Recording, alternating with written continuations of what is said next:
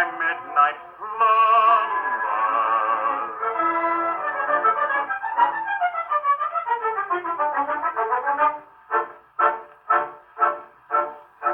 When you're lying awake with a dismal headache and repose is tabooed by anxiety, I conceive you may use any language you choose to indulge in without impropriety. For your brain is on fire, the bedclothes conspire, of usual slumber to plunder you. First your counterpane goes and uncovers your toes, and your sheet slips demurely from under you. Then the blanketing tickles you free like mixed pickles, so terribly sharp as the pricking. And you're hot and you cross and you tumble and toss till there's nothing to eschew in the ticking.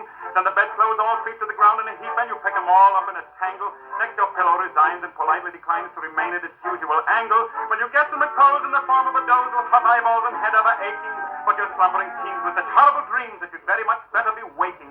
For you dream you are crossing the channel and tossing about in a steamer from Harwich, which is something between a large bathing machine and a very small second-class carriage. And you're giving a treat, penny ice and cold meat, to a party of friends and relations that are ravenous for, and they all came aboard at Sloane Square in South Kensington Station. And bound on that journey, you find your attorney who started that morning from Devon. He's a bit undersized, and you don't feel surprised when he tells you he's only 11. Well, you're driving like mad with a singular lad. By the by, the ship's now a four-wheeler, and you're playing round games, and he calls you bad names, and you tell him the ties pay the dealer. But this you can't stand, so you throw off your hand, and you find you're as cold as an icicle in your shirt and your socks, the black silk with gold cloth, crossing Salisbury Plain on a bicycle.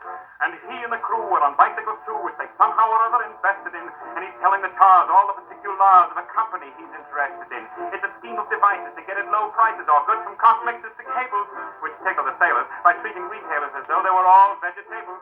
You get a good spaceman to plant a small tradesman first, take off his boots with a boot tree, and his legs will take root and his fingers will shoot, and they'll blossom and bud like a fruit tree. From the greengrocer tree you get grapes and green pea, cauliflower, pineapple, and cranberries, while the pastry cook plants cherry brandy will grant apple puffs and three corners and sandberries. The shares at a penny and ever so many are taken by Rothschild and Baring, and just as a few were allotted to you, you awake with a shudder despairing. You're a regular wreck with a crick in your neck, and no wonder you snore, for your head's on the floor, and you've needles and pins from your toes to your chins, and your flesh is a creep, for your left leg's asleep, and you cramp in your toes, and a fly on your nose, and some fluff in your lung, and a feverish tongue, and the thirst is intense, and a general sense that you haven't been sleeping in clover.